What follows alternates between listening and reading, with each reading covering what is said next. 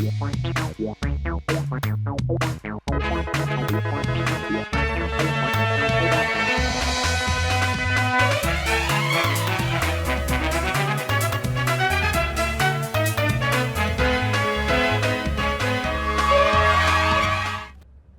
आप देख रहे हैं राष्ट्रीय समाचार और मैं हूं आपके साथ प्रिया पांडे। पहले एक नजर हेडलाइंस पर। अजित पवार ने विकास के लिए भाजपा से हाथ मिलाने की बात कही थी, शरद पवार ने नहीं सुनी, रामदास अठावले। भूमि राजस्व नियमों का परिपत्र जारी, लंबित मामलों में 4000 से ज्यादा की कमी, उप मुख्यमंत्री विजय सिन्हा। भागीरथपुरा दूषित जलकांड पर सियासत तेज, कांग्रेस प्रतिनिधिमंडल ने पीड़ितों से की मुलाकात। जामनगर में टैंक फेस्ट इंडस्ट्रीज फेयर का 6वां संस्करण शुरू, ब्रास सिटी को देगा ग्लोबल पहचान। पालनपुर कलेक्ट्रेट कचहरी को बम से उड़ाने की मिली धमकी, ईमेल से मचा हड़कंप। अब खबरें विस्तार से। केंद्रीय मंत्री रामदास अठावले ने एआईएमआईएम प्रमुख असदुद्दीन ओवैसी के बयान पर कहा, शरद पवार के कारण ही अजित पवार बड़े बने हैं, हम मानते हैं, लेकिन अजित पवार का कहना यह था कि यदि आप शिवसेना के साथ जा सकते हैं तो भाजपा के साथ क्यों नहीं। अजित पवार का कहना था कि यदि देश और महाराष्ट्र को विकास की दिशा में आगे बढ़ाना है तो भाजपा के साथ जाने में कोई समस्या नहीं है, लेकिन शरद पवार ने नहीं सुनी। लगता है कि ऑल इंडिया एमआईएम के नेता अध्यक्ष है हमारे मित्र ओवैसी जी, अनेक सालों से कई बार वो मतलब हैदराबाद से मेंबर ऑफ पार्लियामेंट बने हैं और वो अपनी पार्टी पूरे देश भर में बढ़ा रहे, अच्छी बात है। लेकिन जिस तरह उन्होंने अजित पवार जी के बारे में जो बयान दिया है, मुझे लगता है कि शरद पवार जी के नेतृत्व में अजित पवार जी ने मतलब बारामती का डेवलपमेंट किया था और शरद पवार जी के कारण ही अजित पवार बड़े बने, वो भी मानते हैं। लेकिन अजित पवार जी का कहना ये था कि अगर आप शिवसेना के साथ जा सकते हैं तो बीजेपी के साथ क्यों नहीं। अगर नरेंद्र मोदी जी इतना डेवलपमेंट अच्छा कर रहे हैं, नरेंद्र मोदी जी ने शरद पवार की बहुत बड़ी प्रशंसा भी की है। एक बार नरेंद्र मोदी जी जब अपने बारामती गए थे तब उन्होंने ये बताया था कि भाई शरद पवार जी से हमने बहुत सीखा है। तो मुझे लगता है कि अजित पवार जी का कहना था कि बीजेपी के साथ जाना चाहिए। उप मुख्यमंत्री विजय सिन्हा ने आज भूमि राजस्व एवं भूमि सुधार विभाग की उपलब्धियों को लेकर प्रेस कॉन्फ्रेंस की। इस दौरान उन्होंने विभागीय परिपत्र का विमोचन भी किया। विजय सिन्हा ने बताया कि 2003 से 2023 तक के भूमि राजस्व विभाग से जुड़े सभी नियमों और प्रक्रियाओं को एकत्र कर 4 भागों में परिपत्र संग्रह तैयार किया गया है। इसका उद्देश्य विभागीय अधिकारियों और कर्मचारियों को कामकाज में आसानी देना और नियमों को सरल व सुलभ बनाना है। उप मुख्यमंत्री ने कहा कि भूमि सुधार जन कल्याण कार्यक्रम के तहत लंबित मामलों का तेजी से निष्पादन किया जा रहा है। परिमार्जन, दखल खारिज और भूमि नापी की प्रक्रिया में भी उल्लेखनीय तेजी आई है। उन्होंने बताया कि विभाग में लंबित मामलों की संख्या में 4000 से अधिक कमी दर्ज की गई है। साथ ही जनता के आवेदनों पर कार्रवाई की दर 19% से बढ़कर 69% तक पहुंच गई है। तो आपकी शिकायत कई इस तरह की शिकायत एक ही नेचर का कई शिकायत आते हैं।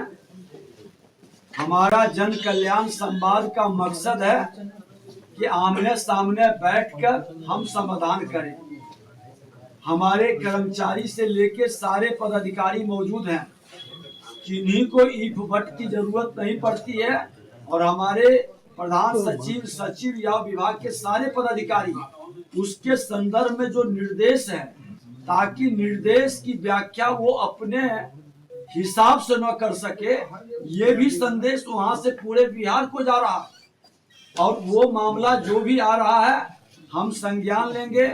एक चीज तो मैं स्पष्ट कर दूं, विभाग पूरी तरह से जनता के हित में सही काम करने वाले को सम्मान देगा। कोई जनता का अपमान करेगा, अराजकता का माहौल बनाएगा, उन पर सख्त कार्रवाई होगी, कोई सहानुभूति नहीं रख पाएगा।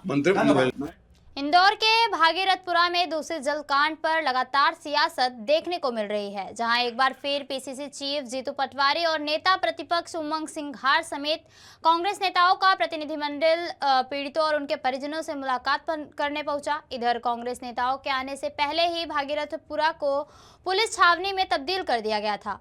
वहीं भागीरथपुरा में कांग्रेस नेताओं के प्रतिनिधिमंडल ने पीड़ितों और उनके परिजनों से मुलाकात कर उनका दुख दर्द जाना।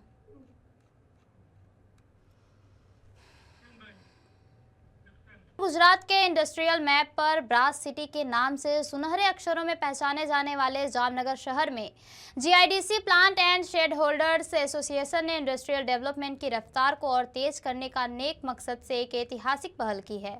ऑर्गेनाइजेशन द्वारा आयोजित टेक फेस्ट इंडस्ट्रीज फेयर का शानदार 6वां एडिशन 7 जनवरी से 10 जनवरी 2026 तक प्लान किया गया है, जो राजकोट द्वारका बाईपास रोड पर मौजूदा जीआईडीसी फेज 3 में शुरू हुआ। जामनगर में पिछले 50 सालों से 10,000 से ज्यादा छोटे बड़े पीतल पार्ट्स उद्योग फल फूल रहे हैं। वहीं यह मेगा मेला इन पारंपरिक उद्योगों को ग्लोबल कंपटीशन में टिके रहने और नई ऊंचाइयों को छू लेने के लिए कैटलिस्ट देगा। देश भर के जाने माने उद्योगपति इस 4 दिन के महाकुंभ में हिस्सा ले रहे हैं, जो 2065 सुसज्जित स्टॉल में से अपने बेहतरीन प्रोडक्ट्स और अत्याधुनिक मशीनरी का लाइव प्रदर्शन करेंगे, ताकि स्थानीय उद्योगपतियों को अपने ही घर पर वर्ल्ड क्लास टेक्नोलॉजी देखने को मिल सके। जामनगर टेक फेस्ट 2026 का ये आयोजन बहुत बड़ा आयोजन है, जहां हर एक राज्यों से एग्जीबिटरों और बहुत सारे लोगों पार्टिसिपेशन वाले यहाँ पे आए हुए हैं। अराउंड 275 स्टॉल यहाँ पे है। अराउंड 3,50,000 स्क्वायर फुट में ये आयोजन हो रहा है। 40 बीघा के आसपास पूरी आयोजन की एरिया है। यहाँ बाहर से जो पार्टिसिपेशन आ रहे हैं वो आज एक जामनगर के लिए फायदा कारक इसलिए है क्योंकि अद्यतन मशीनरी और टेक्नोलॉजी लेके आ रहे हैं, जिससे जामनगर के उद्योगपति हो ये टेक्नोलॉजी से अवेयरनेस हो गए और बहुत सारा फायदा इनसे मिलेगा। जहां एक्सपोर्ट में ग्रोथ बढ़ेगा, एक्सपोर्ट का ग्रोथ होगा और मार्केट में वास्ट मार्केट में एक्सपांड होगा। मेरा नाम तारकेश शाह है और हमारी कंपनी का नाम इंडो पावर इंजीनियर्स है और जामनगर का ये 6th एडिशन है और हमने ऑलमोस्ट सभी की बार पार्टिसिपेट किया हुआ है और हमको हर बार ये टेक्सटाइल एग्जीबिशन में बहुत अच्छा रिस्पांस मिला है, क्योंकि जामनगर में ब्रास मेल्टिंग का हिंदुस्तान का सबसे बड़ा हब है। यहाँ पे लोग टेक्नोलॉजी को जल्दी एडोप्ट करते हैं और इस बार भी हमको बहुत अच्छा बिजनेस मिलेगा, ऐसी हमको आशा है। परमिंदर सिंह है और मैं लुधियाना पंजाब से यहाँ जामनगर में आया हूँ। हम यहाँ पर जब से ये Jamnagar tech fest 1st addition लगा था तब से आज 6th एडिशन है, तब से हम यहाँ पार्टिसिपेट हम कर रहे हैं। जामनगर में जैसे ब्रास प्रोडक्ट्स बनते हैं, सेंट्री के, गैस पाइपलाइन के, मंदिर में घंटी वगैरह बनती है, यानी मल्टीपल टाइप ऑफ यहाँ पर ब्रास प्रोडक्ट्स बनते हैं। तो वो सभी जो ब्रास प्रोडक्ट है वो हमारी इन मशीनों पर बनते हैं। तो हम यहाँ जामनगर में एग्जीबिशन है, एक तो हमारे जो लोकल हैं, जो हमारे ऑलरेडी कस्टमर हैं, उनसे हमारी मीटिंग हो जाती है और हमारे नए कस्टमर भी हमें मिल जाते हैं। और किस तरह से व्यापार होता है यहाँ पर? क्या सर? किस तरह से व्यापार होता है यहाँ पर? सर व्यापार यहाँ पर अच्छा है, यानी कि यहाँ पर आपके मल्टीपल आइटम्स बनते हैं, सेंट्री के बनते हैं, आपके गैस पाइपलाइन के, यानी कि ब्रास के आप नाम नहीं ले सकते, इतनी आइटमें यहाँ पर बनती है। पालनपुर कलेक्ट्रेट कचहरी को बम से उड़ाने की धमकी भरा ईमेल मिलते ही हड़कंप मच गया। सूचना मिलते ही पुलिस का काफिला मौके पर पहुंचा और कलेक्टर कार्यालय में मौजूद अधिकारियों कर्मचारियों को तत्काल बाहर निकालकर परिसर खाली कराया गया। बताया जा रहा है कि इससे पहले गुजरात हाईकोर्ट समेत सूरत, आनंद, राजकोट, अहमदाबाद और भरूच की निचली अदालतों को भी आरडीएक्स से उड़ाने की धमकी दी गई थी, जो एक ही पैटर्न में भेजी गई थी और कथित तौर पर एलएलटी के नाम से की गई है। पालनपुर में एसपी, डीवाईएसपी सहित वरिष्ठ पुलिस अधिकारियों ने कलेक्ट्रेट का मोर्चा संभालते हुए पूरे परिसर को सील कर दिया है। बम स्क्वाड और डॉग स्क्वाड की मदद से सघन तलाशी अभियान भी चलाया जा रहा है। न्यायालय में वॉर रूम बैठक का आयोजन किया गया, जिसमें आरएसएस के वरिष्ठ प्रचारक एवं राष्ट्रीय स्तर के मार्गदर्शक रवि कुमार अय्यर विशेष रूप से उपस्थित रहे। बैठक के दौरान उन्होंने बांग्लादेश में हिंदुओं पर हो रहे अत्याचार को लेकर विस्तार से जानकारी दी और बताया कि संघ के कार्यकर्ता वहां रह रहे हैं हिंदू समाज के साथ लगातार संपर्क में है तथा हालात पर निरंतर नजर बनाए हुए हैं। अपने संबोधन में रवि कुमार अय्यर ने बताया कि वे करीब 35 वर्षों तक आरएसएस के विदेश कार्यालय को संभाल चुके हैं और इस दौरान इंडोनेशिया सहित कई देशों में जाकर हिंदू समाज को जागरूक करने का निर्णय लिया है। उन्होंने धर्मांतरण के विभिन्न तरीकों और उसके पीछे अपनाई जा रही रणनीतियों पर भी प्रकाश डाला। साथ ही उन्होंने कहा कि आज के आधुनिक युग में तथ्यात्मक जानकारी प्राप्त करने के लिए चैट जीपीटी, गूगल और यूट्यूब जैसे माध्यम प्रमुख स्रोत बन चुके हैं। दिल्ली सरकार में मंत्री परवेश वर्मा ने दिल्ली विधानसभा में नेता प्रतिपक्ष और आप नेता आतिशी के बयान पर कहा, गुरु तेग बहादुर का 350वां शहीदी दिवस पूरे देश में मनाया गया है और उसे लेकर विधानसभा में विशेष चर्चा रखी गई है। वहीं दूसरी तरफ नेता प्रतिपक्ष आतिशी द्वारा न तो इस विषय पर दो शब्द बोले गए, बल्कि बीच में जिस तरह से उन्होंने गुरु का अपमान ही नहीं किया, बल्कि जो शब्द उन्होंने उपयोग किए उससे हमारे हृदय में बहुत आहत हुआ है। हमें दुख हुआ है कि आप पार्टी की नेता दिल्ली की पूर्व मुख्यमंत्री आतिशी द्वारा हमारे गुरुओं का अपमान किया गया है। लिए वो शब्दों को बोलना भी हमको उचित नहीं लगता है कि गुरुओं के एक तरफ में जहाँ सम्मान की बात हो रही है, वहाँ पे विपक्ष द्वारा उनके अपमान की बात की गई है। तो आज विधानसभा सत्र में आतिशी जी उपस्थित नहीं हैं। वो एक बार भी आके वहाँ पे माफ़ी तो छोड़िए, वो वहाँ पे उपस्थित होना भी ठीक नहीं समझ रही हैं। हमारी मांग है कि वो आए सदन में और स्पीकर महोदय द्वारा क्या उनको सज़ा मिलनी चाहिए, वो फैसला होना चाहिए। तो सभी सदस्य ही नहीं, पूरे दिल्ली के हमारे सिख ही नहीं, पूरे दिल्ली देश के सभी लोगों को इससे जो पीड़ा हुई है, इससे आम आदमी पार्टी के नेता अरविंद केजरीवाल और आतिशी जी को, दोनों को, पूरी आम आदमी पार्टी को माफ़ी मांगनी चाहिए देश के सामने। हमारे लिए वो शब्दों को बोलना भी हमको उचित नहीं लगता है कि गुरुओं के एक तरफ में जहाँ सम्मान की बात हो रही है, वहाँ पे विपक्ष द्वारा। अंबरनाथ नगर परिषद में हुए राजनीतिक घटनाक्रम ने राज्य की राजनीति में हलचल मचा दी है। देश भर से कांग्रेस मुक्त भारत का नारा लगाने वाली भाजपा ने अंबरनाथ में सीधे कांग्रेस के साथ हाथ मिलाकर सत्ता का रास्ता चुना है। शिंदे गुट को दरकिनार करते हुए अंबरनाथ नगर परिषद में भाजपा कांग्रेस का एक अप्रत्याशित गठबंधन साकार हुआ और इस गठबंधन की बदौलत भाजपा बहुमत की ओर बढ़ रही है। भाजपा के तेजश्री करुंजुले ने अंबरनाथ नगर परिषद में महापौर का पद जीत लिया है। कुल 32 पार्षदों के गठबंधन में से, जिनमें भाजपा के 16, कांग्रेस के 12 और एनसीपी के 4 पार्षद शामिल हैं। भाजपा को स्पष्ट बहुमत मिल जाएगा। हालांकि इन घटनाक्रमों से शिवसेना शिंदे समूह में भारी असंतोष है। शिवसेना शिंदे समूह ने भाजपा पर तीखा हमला करते हुए इस गठबंधन को अशोभनीय बताया। शिंदे समूह के विधायक डॉक्टर बालाजी किन्नर ने कांग्रेस मुक्त भारत की बात करने वाली भाजपा पर कांग्रेस के साथ गठबंधन करने, शिवसेना पर हमला करने का आरोप लगाया है। माजी आमदार भी रह चुके, मुझे लगता है ऐसे बड़े वरिष्ठ नेताओं ने जहाँ पर महायुति है, जहाँ पर महायुति सब जगह लड़ रही है एक साथ मिलके, केंद्र में भी है, राज्य में भी है और यहाँ कल्याण डोंबिवली में भी है, तो मुझे लगता है कि जो बात मुख्यमंत्री देवेंद्र फडणवीस जी कहते हैं और जो बात एकनाथ जी शिंदे साहब कहते हैं कि नगर परिषद इलेक्शन हुए लेकिन एक दूसरे के ऊपर टीका टिप्पणी नहीं हुई, ये पहली बार महाराष्ट्र के इतिहास में हुआ कि एक जन ने भी एक दूसरे के ऊपर टीका टिप्पणी नहीं की। वही उसूल इस म्यूनसिपल कॉरपोरेशन के चुनाव में, जहां पर म्यूनसिपल कॉरपोरेशन में युति नहीं हुई है, वहां पर एक दूसरे के ऊपर टीका टिप्पणी नहीं करनी है। मुझे लगता है कि ऐसे परिस्थिति में जो एमएलए रह चुके हैं, जो वरिष्ठ नेता है, उनको समझ में आना चाहिए कि एक डिसिप्लिन, एक डेकोरम जो है, ये महायुति का खुद को भी संभालना चाहिए, दूसरे को भी संभालना चाहिए।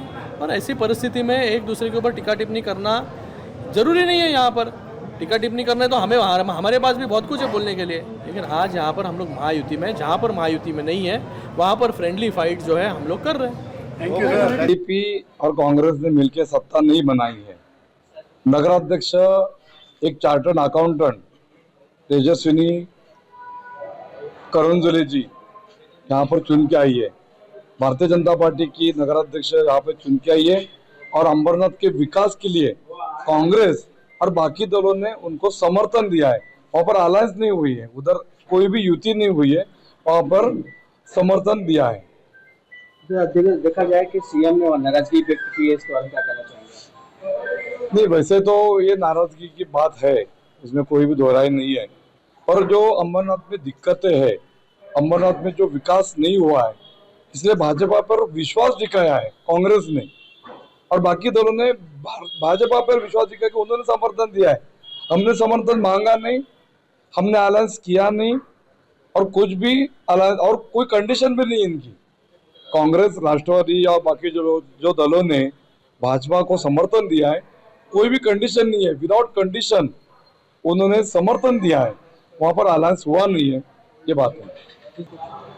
नहीं, वहाँ पर अमरनाथ बदलापुर में जो इलेक्शन हुई, वहाँ पर अलायंस किसका भी नहीं था, ना भाजपा का था, ना सेना का था, ना कांग्रेस का, राष्ट्रवादी, मनसे, सब जन इंडिपेंडेंट लड़े। और इंडिपेंडेंट लड़ने के बाद तेजश्री करंजुले हमारे चार्टर्ड अकाउंटेंट है, उन पर भरोसा किया, भारतीय जनता पार्टी पर लोगों ने भरोसा किया, वो नगराध्यक्ष पद करके चुन के आए। उसके बाद डेवलपमेंट के लिए कांग्रेस और बाकी दलों ने सोचा अगर हम लोग इनको समर्थन देते तो अंबरनाथ का विकास बड़ी मात्रा में, अच्छी मात्रा में होगा। इस विश्वास से लोगों ने समर्थन दिया। एटा के थाना नया गांव क्षेत्र से एक सनसनीखेज घटना सामने आई। शौच के लिए गई एक युवती पर गांव के ही युवक ने छेड़छाड़ करने की कोशिश की। विरोध करने पर आरोपी ने धारदार हथियार से उस पर हमला कर दिया, जिससे युवती गंभीर रूप से घायल हो गई। हमलावर घटना को अंजाम देकर मौके से फरार हो गया और सूचना मिलने पर पुलिस ने घायल युवती को एटा मेडिकल कॉलेज में भर्ती कराया, जहां उसका इलाज जारी है। पीड़िता के परिजनों ने गांव के ही युवक पर छेड़छाड़ और मारपीट के गंभीर आरोप लगाए हैं, जबकि पुलिस पूरे मामले की जाँच में जुटी हुई है। लैटरिन फिरने गया था। कौन? बहन हमारी। हाँ। तो बहन को सो चिल्लानी, आवाज आई मेरे घर पे, मैं एकदम लाठी लेके गया, सो एकदम जो भाग गया। कौन भाग गया? कामता। क्या हुआ है? कामता हुआ, सो हमने एकदम जाके हमने बहन ने एकदम आवाज मारी, कामता ने हमें काट दो। जाके हमने छेड़खाड़ी करने के चक्कर में हमने मने करी, तो काट दो वाने। किसने काटा? कामता ने। अच्छा। हाँ, तो एकदम काट दो। तो मैंने बहन ने एकदम बताई, सो वो तौले हम सब ने गए, तौले भाग गया। तो मैं गोदी लेके आया, फिर खेत में थे उठा के। तो कितने लोग थे? थे 4-5। बेलतरोडी थाना क्षेत्र में नागपुर पुलिस ने एक संगठित रंगदारी गिरोह का पर्दाफाश करते हुए महिला कर्मचारी सहित 5 आरोपियों को गिरफ्तार किया है। आरोपियों ने एक वरिष्ठ सरकारी अधिकारी की रेकी कर उनकी कार पर हमला किया और बाद में जान से मारने की धमकी देकर 50 लाख रुपए की रंगदारी मांगी थी। फरियादी प्रकाश मार्तोराव ढंगे ने भंडारा जिले में भूमि अभिलेख विभाग में उप अधीक्षक के पद पर कार्यरत हैं और वे प्रतिदिन भंडारा से नागपुर अपनी कार से आना जाना करते थे। दिनांक 17 दिसंबर 2025 की रात नागपुर लौटते समय वर्धा बाईपास रोड पर अज्ञात आरोपियों ने उनकी कार के सामने एक वाहन खड़ा कर रास्ता रोका और कार की पिछली व आगे की कांच तोड़कर नुकसान किया। शोर मचाने पर आरोपी फरार हो गए। पुलिस ने तकनीकी विश्लेषण, सीसीटीवी फुटेज और मोबाइल डेटा के आधार पर पूरे गिरोह का खुलासा किया। जांच में सामने आया कि फरियादी के ही कार्यालय में कार्यरत महिला कर्मचारी प्रेक्षा बाबू कामले ने अधिकारी की निजी जानकारी अपने रिश्तेदार अतुल तागड़े को दी थी, जिसके बाद पूरी साजिश रची गई। इस टीम ने हमने जो ये अच्छे कार्रवाई किया है, अजनी के प्रभाग 33, सकरदरा के प्रभाग 30 एंड बेलतोड़ी के प्रभाग 35, जिसमें अजनी में 325 आर्म्स एक्ट कार्रवाई हुआ। सकरदरा में एक्सटॉर्शनिस्ट अबू खान के विरुद्ध गुना दाखिल हुआ एंड 3 आरोपी अटक हुए हैं। एंड बेलतरोड़ी में जो हमने एक गवर्नमेंट अधिकारी के एक्सटॉर्शन का मांगनी हुआ, उसका आरोपी के विरुद्ध 5 अज्ञात आरोपी को अरेस्ट किया उस प्रकरण में। ये सभी कार्रवाई हमारे रेस्पेक्टेड सीनियर्स के मार्गदर्शन खाली हुआ। प्रधानमंत्री नरेंद्र मोदी के प्रस्तावित दौरे को लेकर सोमनाथ में तैयारियां जोरों पर हैं। पीएम मोदी 10 और 11 तारीख को सोमनाथ पहुंचेंगे, जिसको लेकर उनके स्वागत स्थल, सड़कों और सुरक्षा व्यवस्था को अंतिम रूप दिया जा रहा है। कार्यक्रम के तहत प्रधानमंत्री सोमनाथ महादेव के दर्शन और पूजा अर्चना करेंगे, जिसके बाद 108 घोड़ों के साथ लगभग 2 किलोमीटर लंबा भव्य रोड शो किए जाने की संभावना है, जिसमें पीएम मोदी लोगों का अभिवादन करेंगे। रोड शो के बाद प्रधानमंत्री एक विशाल जनसभा को भी संबोधित करेंगे। पीएम मोदी के आगमन को लेकर सोमनाथ के लोगों में खास उत्साह देखने को मिल रहा है। सांसद अपराजिता सारंगी ने कहा, आज 130वें संशोधन बिल और संबंधित बिलों को लेकर तीसरी बैठक है। जेपीसी में 31 सदस्य हैं और हम बिल के प्रावधानों पर चर्चा कर रहे हैं। पहली बैठक में हमने आपस में बिल पर चर्चा की और दूसरी बैठक में हमने कानून और न्याय मंत्रालय और गृह मंत्रालय के अधिकारियों को बुलाया। अधिकारियों ने बिल के अलग अलग पहलुओं को पेश किया और आज तीसरा दिन है, तीसरी बैठक है और आज से हम विचार विमर्श की प्रक्रिया शुरू कर रहे हैं। तीसरा दिन है, तीसरी बैठक है और मैं आपको बता दूं कि आज से हम कंसल्टेशन प्रोसेस की शुरुआत कर रहे हैं। विभिन्न हिताधिकारियों के साथ, विभिन्न पूर्व न्यायाधीशों के साथ, उसके अलावा विभिन्न पुलिस एजेंसियों के अधिकारियों के साथ हम चर्चा करेंगे। बहुत मैं कहूँ एजुकेटेड, लर्नेड हमारे कॉन्स्टिट्यूशनल एक्सपर्ट्स हैं, संवैधानिक विशेषज्ञ हैं, उन्हें भी बुलाया जा रहा है। आज हम लॉ कमीशन ऑफ इंडिया के साथ चर्चा करेंगे। आज हमने नेशनल लॉ यूनिवर्सिटी दिल्ली के वाइस चांसलर कुलाधिपति को बुलाया है और इसके अलावा नालसर हैदराबाद के कुलाधिपति वाइस चांसलर आ रहे हैं। तो मुझे लगता है कि बहुत ही व्यापक स्तर पर बिलों को लेकर, बिलों के प्रावधान को लेकर चर्चा होगी और उसके बाद, चर्चा के बाद, सबके मतों को सम्मान देने के बाद हम अपनी रिपोर्ट तैयार करेंगे और लोकसभा में प्रस्तुत करेंगे। बिहार विधानसभा चुनाव में तेजस्वी यादव को करारी हार मिलने के बाद तेजस्वी यादव विदेश के दौरे पर चले गए, मगर अब तेजस्वी यादव विदेश से लौट गए हैं। उनके लौटते ही चर्चा इस बात की तेज हो गई है कि वह अपने पार्टी और संगठन में बड़े बदलाव करने जा रहे हैं। वहीं इसको लेकर भारतीय जनता पार्टी के पूर्व विधायक सतीश यादव ने कहा कि तेजस्वी यादव को बिहार की जनता से कोई लेना देना नहीं है, इसलिए वह विदेश चले गए थे। अब वो लौटे हैं तो संगठन में बदलाव करे या फिर कोई काम करे, उससे हम लोगों को क्या मतलब है। तेजस्वी यादव एनडीए से लड़ने चले हैं तो पहले अपनी पार्टी और अपने सहयोगियों को मजबूत कर लें। राष्ट्रीय जनता दल के प्रदेश अध्यक्ष को लेकर कहा कि मंगनीलाल मंडल जी को तो सिर्फ अति पिछड़ा की वोट लेने के लिए ही प्रदेश अध्यक्ष बनाया गया था। यह सब लोग जानते हैं, लेकिन अति पिछड़ा भी समझ गया था कि राष्ट्रीय जनता दल उनके साथ धोखा करने वाली है, इसलिए सचेत होकर एनडीए को जिताया है। पार्टी का मामला है, वो विदेश जाए, जहाँ जाए, जनता से उनको तो मतलब है नहीं। बिहार को विकसित बिहार बनाने से मतलब है नहीं, बिहार को शिक्षित बिहार बनाने से मतलब है नहीं, बिहार के बेरोजगारों को कैसे रोजगार मिले इसकी तो चिंता उनको है नहीं। केवल वोट लेना है, अब विदेश चला जाना है। अब आए हैं तो अपनी पार्टी को क्या संगठन में फेर बदलाव करेंगे, उनके हाथ का चीज़ है। उनका पार्टी है, वो पार्टी के सर्वे सर्वा हैं, हाईजैक किए हुए हैं पार्टी को। पार्टी के प्रति आम लोगों का विश्वास उठ गया है और एनडीए से वो टकराने चले हैं तो पहले अपने पार्टी को दुरुस्त करें और एक विपक्ष की भूमिका में, स्वस्थ विपक्ष की भूमिका में पहले आए ताकि बिहार आगे बढ़े। तो ये थी अब तक की खास खबरें और खबरों के लिए बने रहिए राष्ट्रीय समाचार के साथ। नमस्कार।